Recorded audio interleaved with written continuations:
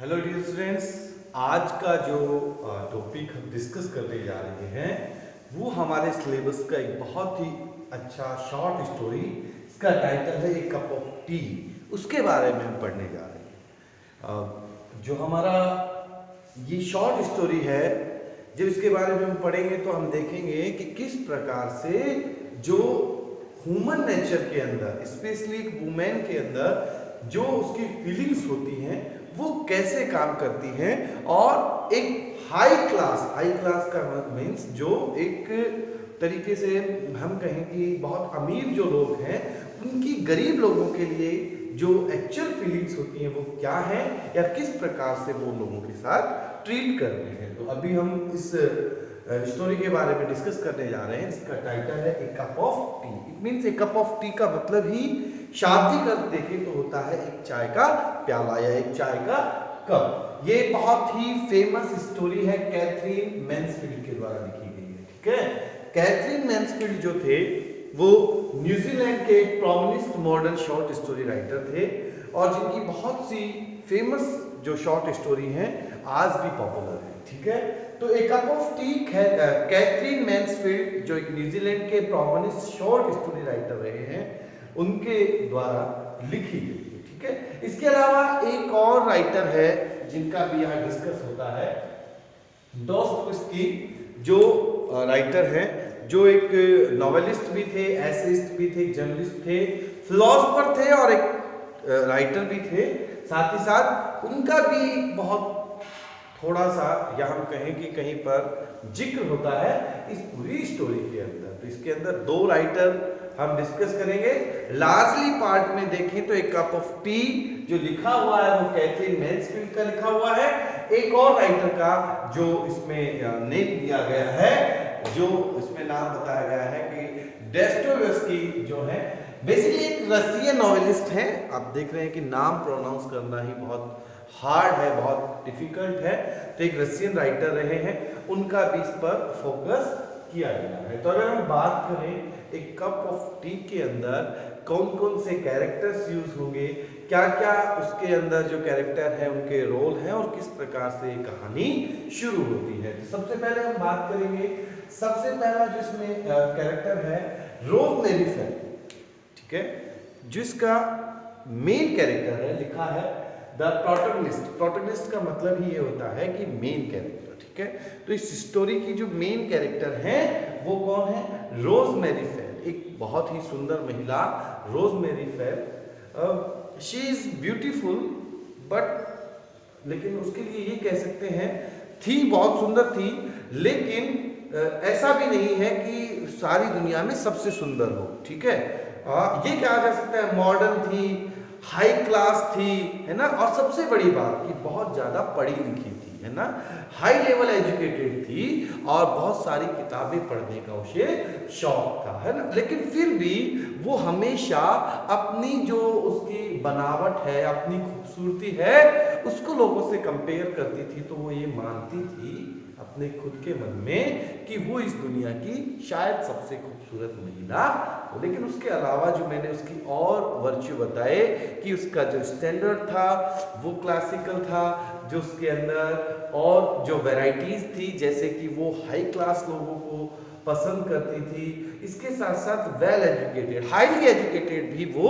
थी। वो बहुत सारे नॉवेल्स वगैरह पढ़ती थी और ये जो डॉस्टोयेव्स्की का नाम हम पढ़ रहे हैं, इसके बहुत सारे नॉवेल वो पढ़ा करती थी। कौन? Rosemary fail. इसके अलावा उसे पार्टी करने का भी बहुत शौक था और उसकी पार्टियों में ये कहें कि बहुत अलग अलग डिफरेंट टाइप्स के लोग इनवाइट होते थे। कोई जैसे वाइट कॉलर्स का मीन्स जो बड़े अधिकारी हुआ करते थे उस समय के एडमिनिस्ट्रेटिव सर्विस के लोग, जो प्रशासन के लोग थे, वो उनकी पार्टियों में देखे जा सकते थे। कुछ ऐसे वेल एजुकेटेड या हाईली एजुकेटेड लोग भी उसकी पार्टी में देखे जा सकते थे। और इनके अलावा बहुत भयानक तरीके के लोग जिन्हें कोई देखना पसंद नहीं करता, वो भी इसकी पार्टी में देखे जाते थे। बेसिकली इस बात का स्टोरी से कोई लेना देना नहीं है, लेकिन ये पूरी स्टोरी के कंसेप्ट में जोड़ा गया है। तो ठीक है, जो रोजमेरी फेल थी, इसका जो हमने एक तरीके से कैरेक्टराइज किया है इसको, तो ये यही था। ऑब्वियसली खूबसूरत थी, लेकिन इतनी नहीं कि अपने आप को सबसे ज्यादा खूबसूरत माने।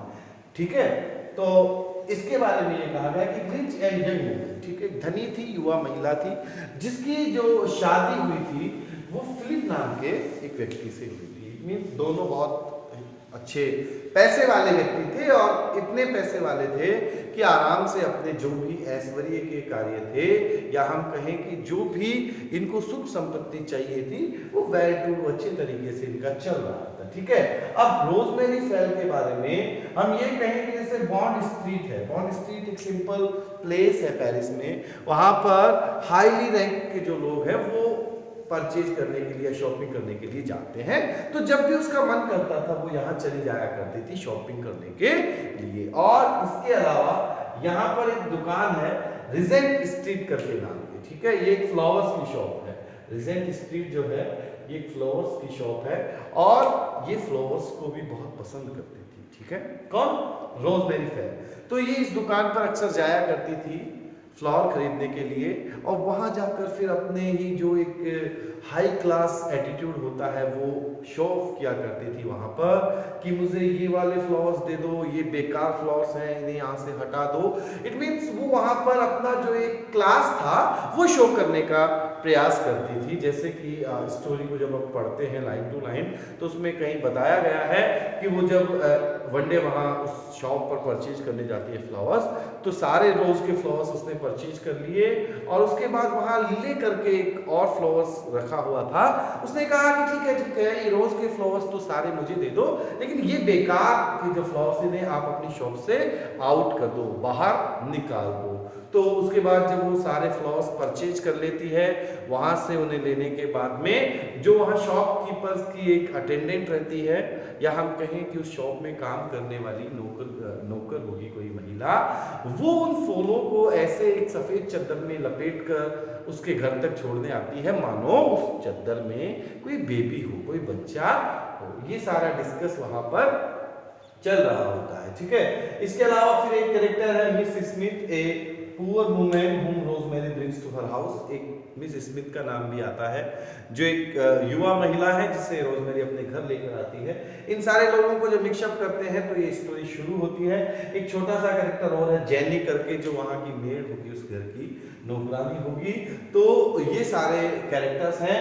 रोजमेरी फेल इस स्टोरी की मेन कैरेक्टर, जो कि एक धनी महिला है, और मिस स्मिथ जो है वो एक गरीब लड़की है, जिसे मिस मैरी जो है रोजमेरी वो अपने घर लेकर आती है, और फिलिप जो है वो रोजमेरी का हस्बैंड है। तो ये सारा का सारा कैरेक्टर इस स्टोरी का है। अब हम स्टोरी को जब शुरू करेंगे तो हम लाइन टू लाइन से समझना शुरू करेंगे। चलिए देखिए, इन ओन लैंग्वेज हम बात करेंगे, अपनी सरल भाषा में इसको समझने का प्रयास करेंगे। होता क्या है, जैसा मैंने बताया कि रोजमेरी फेल एक बहुत ही हाई स्टैंडर्ड सोसाइटी से बिलोंग करती है, करेक्ट। उसके बाद में वो यहाँ रिजेंट स्ट्रीट में, बॉन्ड स्ट्रीट में शॉपिंग के लिए जाया करती थी, और यहाँ पर एक दुकान थी जिसका नाम था एंटिक शॉप। एंटिक का मीन्स होता है रेयर, ठीक है, रेयर का मतलब दुर्लभ चीजें, ठीक है। तो दुर्लभ का मतलब जो चीजें बहुत पहले के जमाने की हैं, और उन चीजों को बहुत उनको समझने वाले, या बहुत ऐसा कहा जा सकता है बहुत पैसे वाले लोग उसे ज्यादा पसंद करते हैं। जैसे एंटिक कार, जिन्हें विंटेज कार बोलते हैं ना। विंटेज कार मीन्स जो कभी 1920 में या 18 के दशक में, 19 के दशक में आई हो, उन गाड़ियों को विंटेज कार बोला जाता है। वो एंटिक पीस हो जाते हैं ना। ऐसी दुकानें जैसे वहां पर हो सकता है तलवार रखी होती है, या फिर राजा महाराजाओं के समय के कुछ ऑब्वियसली क्लॉथ्स हो सकते हैं, उनके स्लीपर्स हो सकते हैं, वो सारे एंटिक पीस कहलाते हैं। तो एक यहाँ पर रिजेंट स्ट्रीट जो है, यहाँ सॉरी ये कार्जन स्ट्रीट करके एक जगह है, वहां पर एक दुकान थी एंटिक शॉप। और अक्सर रोजमेरी उस दुकान पर शॉपिंग के लिए जाया करती थी। अब एक दिन विंटर सेशन था, सर्दी का मौसम था, रोजमेरी इस दुकान पर पहुंच जाती है शॉपिंग करने के लिए। जब वो इस दुकान पर पहुंची तो इस दुकान का जो मालिक था वो उन्हें बहुत एडमायर करता था, उनकी बार बार झूठी प्रशंसाएं किया करता था, क्योंकि वो उनकी फ्लैटर क्या करता था, चापलूसी मस्का लगाया करता था, क्योंकि वो बिजनेस लेवल से बहुत ही शार्प माइंड था, तेज दिमाग। कौन? ये जो इस दुकान का मालिक था। जैसे ही रोजमेरी उसकी दुकान में प्रवेश करती है, वो देखता है कि रोजमेरी आ गई, तो एक डब्बा लेकर उनके पास जाता है और कहता है, देखिए मैडम, ये कितना एंटीक पीस है, कितना खूबसूरत ये पीस है, मैं तो इसे कभी भी ना बेचूं, लेकिन आप जैसे लोग जो इन चीजों की कद्र करते हैं, मैं केवल उन्हीं लोगों के लिए ये चीजें बेचने के लिए तैयार होता हूं। इट मीन्स उसका तो बिजनेस है सामान बेचना, लेकिन वो रोजमेरी को ये दिखाना चाहता है कि केवल वो जो डब्बा या जिसके अंदर एक फ्लोर बना हुआ है, उसमें बहुत खूबसूरती से एक ब्लू वेलवेट का कुछ डिजाइन करके, आई थिंक है एक आर्ट है, वो कुछ बनाया हुआ है डब्बे के अंदर, तो उसकी बहुत प्रशंसा करता है वो दुकानदार और कहता है कि वैसे तो मैडम मुझे ये डब्बा बेचना नहीं है, बट अगर फिर भी आप चाहें तो मैं इसे दे सकता हूं। तो मैम सोचती है, वो मतलब कहते हैं ना चने के पेड़ पे चढ़ाने वाली बात, की ये तो आप हैं जिन्हें पता है इन चीजों की क्या कीमत है, तो मैं आपको ये बेच सकता हूं। तो रोजमेरी फिर उसे अपने हाथ में ले लेती है डब्बे को, देखती है, मे बी शायद वो ग्लास का कोई पोर्ट था, उसके अंदर कुछ मैंने बताया ब्लू वेलवेट का वर्क किया हुआ था, एक फ्लोर बना हुआ था। तो देखती है कि वाह, वास्तव में है तो बहुत सुंदर डब्बा, ऐसा तो नहीं है कि इसमें खूबसूरती नहीं है। और देखते देखते फिर वो जो उसके हैंड में वो डब्बा रहता है, पोर्ट रहता है, उसमें उस ब्लू वेलवेट को अपने हैंड से कंपेयर करती है, क्योंकि उसको फिर अपनी खूबसूरती दिखाई देने लगती है। वो कहती है, हाँ, जितना ये डब्बा खूबसूरत है, शायद उससे ज्यादा तो कहीं मैं खूबसूरत हूँ। और एट लास्ट वो फिर उस शॉपकीपर से पूछती है कि ठीक है भैया, बताइए कितने का है। तो उस समय वो उसका प्राइस 28 गिनीज है ना, 28 गिनीज कहता है कि ये 28 गिनीज का है। तो जब वो प्राइस सुनती है तो शॉक हो जाती है, 28? हाँ, अमीर हो सकता है कोई भी, लेकिन उसके लिए भी महंगा सस्ता तो होता है ना, वो खरीद सकता है, लेकिन महंगी सस्ती चीजें तो लागू होती हैं। उसने कहा 28 गिनीज की है? उसने कहा हाँ हाँ, ये 28 गिनीज की है। तो कहा ठीक है, मैं इसे ले लूंगी, अभी तो नहीं लेकर जा रही हूँ, लेकिन तुम इसे रखना, इसे मैं लेकर जाऊंगी। और जब उसे ये कहा जाता है तो दुकानदार जो था वो कहता है हाँ ठीक है, मैं आपका वेट करूंगा। वो ऐसे बिहेव कर रहा है मानो चाहे पूरे जीवन उसको डब्बा रखना पड़े, वो अब उसे रोजमेरी को ही बेचने वाला है। ऐसा मतलब एक बिजनेस जो एटीट्यूड होता है वो शो करता है कि ठीक है, अब मुझे विश्वास है कि ये तो आप ही लेकर जाएंगे, क्योंकि और कोई तो इसकी कीमत जानेगा नहीं, और कोई तो इसकी खूबसूरती को पहचानेगा नहीं। तो मतलब वो उसको मस्का लगा रहा है, क्योंकि उसे लगता है दुकानदार को कि ये चीज अच्छे दामों में रोजमेरी खरीद सकती है। अब रोजमेरी इस डब्बे को ये बोलकर कह देती है कि मैं इसे बाद में ले जाऊंगी। तो वो बाहर आ जाती है। शॉप से जैसे ही बाहर आती है, तो मैंने भी बताया था कि विंटर सीजन था, वो अपने चारों तरफ के एटमॉस्फेयर को देखती है।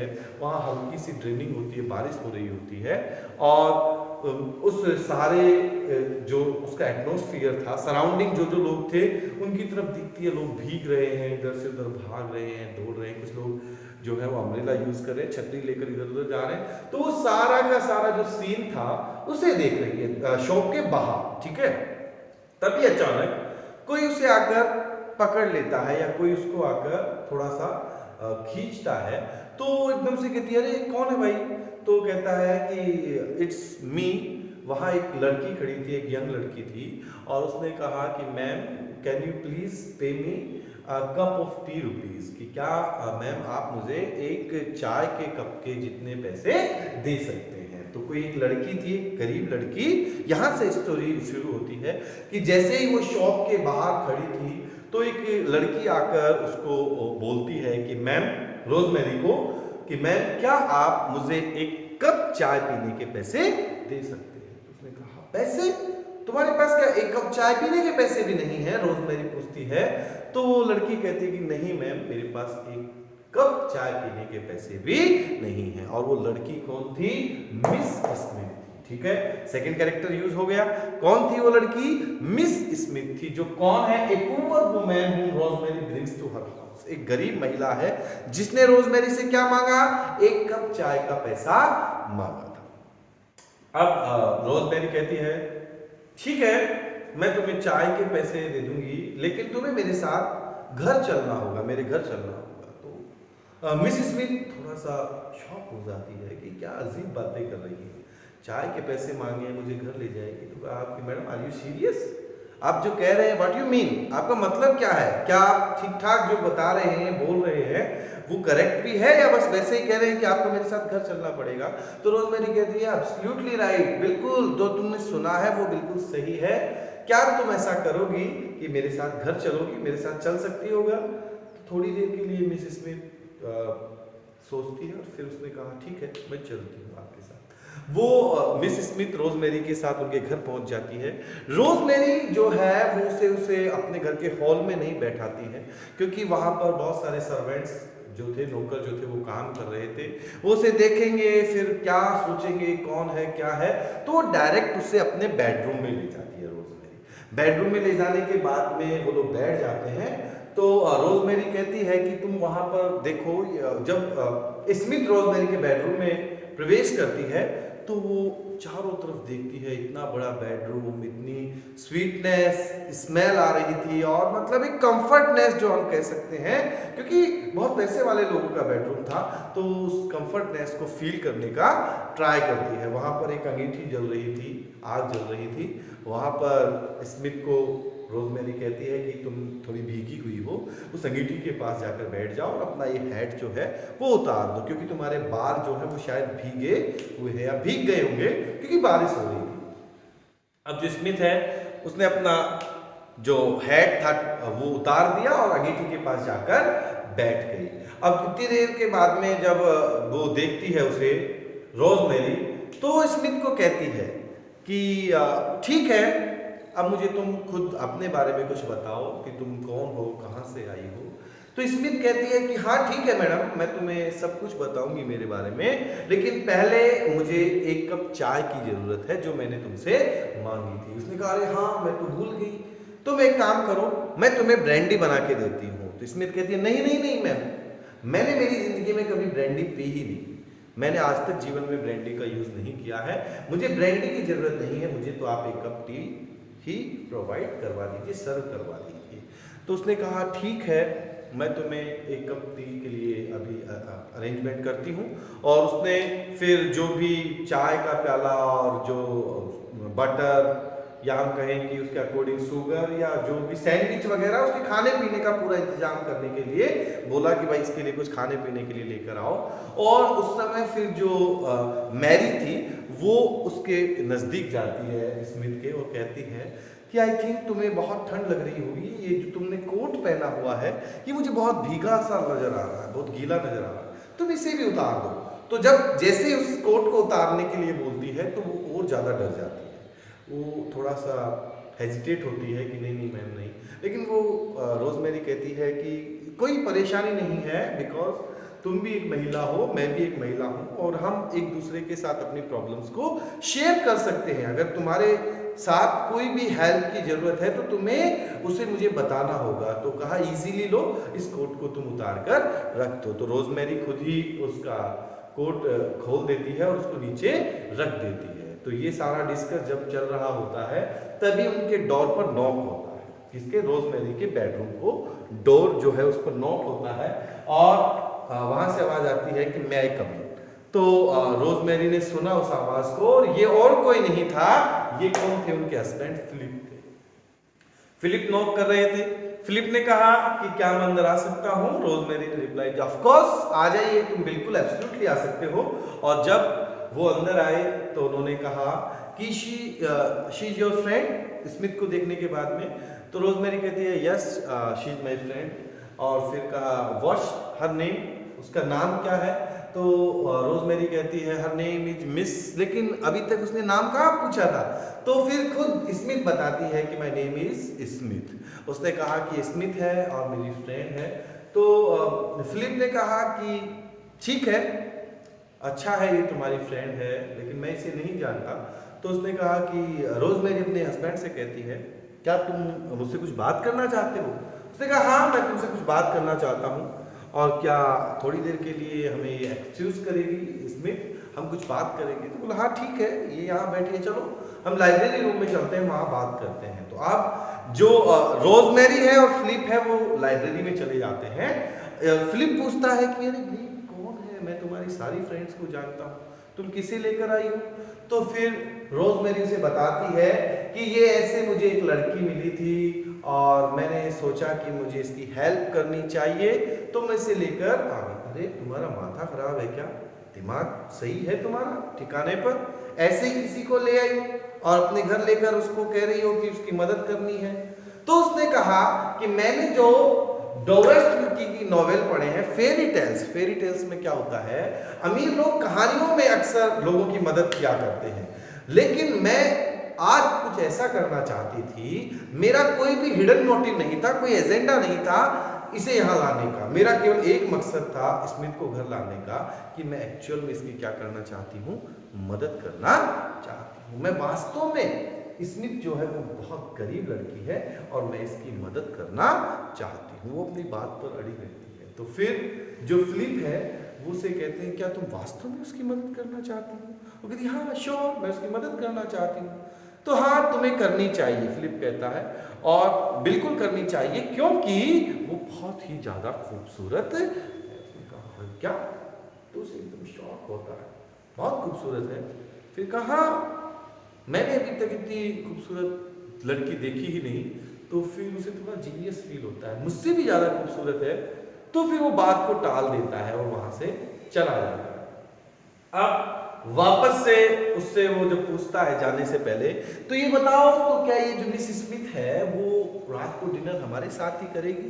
तो उसने कहा हाँ ऑब्वियसली हमारे साथ ही करेगी, और किसके साथ करेगी। लेकिन ये जो बात उसका हस्बैंड उसको कहकर गया था कि वो बहुत ही खूबसूरत है, ये उसके दिमाग में बार बार चल रही थी, रोजमेरी के दिमाग में। अब वो लाइब्रेरी से निकलती है और सीधे बेडरूम में नहीं जाती है। बेडरूम में तो कौन थी? स्मिथ थी। वो जाती है रीडिंग रूम में, ठीक है, राइटिंग रूम कह दीजिए, रीडिंग रूम कह दीजिए, और वहां एक डेस्क को खोलती है और उसमें से 5 पॉन्ड्स निकालती है।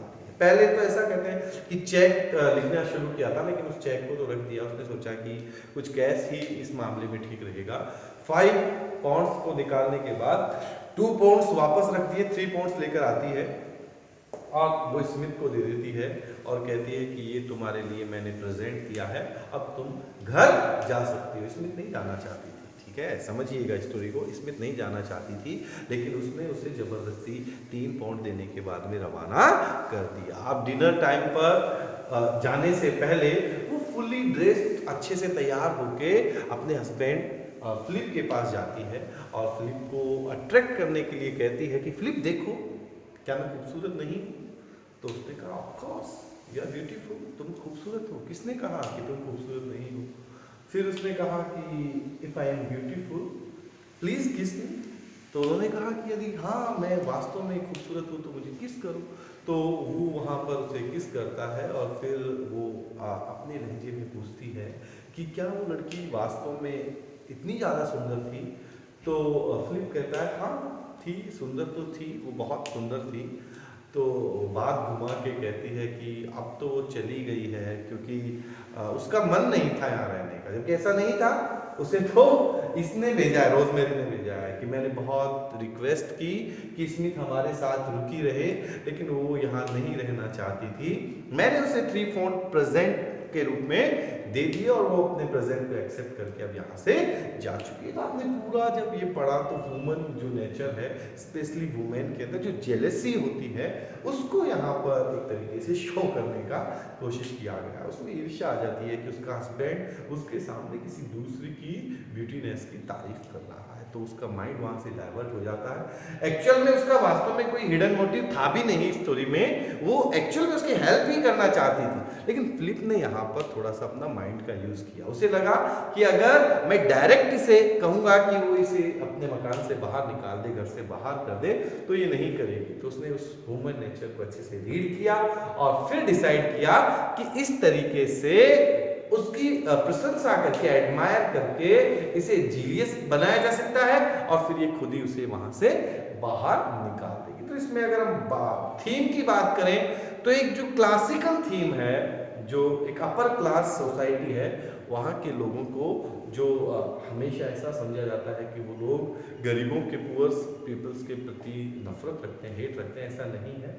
उनकी फीलिंग्स को जो शॉर्टी से या क्लियरिटी से शो किया गया है, साथ ही साथ जीनियसनेस का भी थोड़ा सा, जब आप बिल्कुल एक तरीके से डीपली स्टोरी को रीड करते हैं तो पता चलता है कि ये ह्यूमन नेचर है। तो आई होप गाइस आपको अच्छे से समझ में आया होगा। Keep smiling, keep study. Thank you.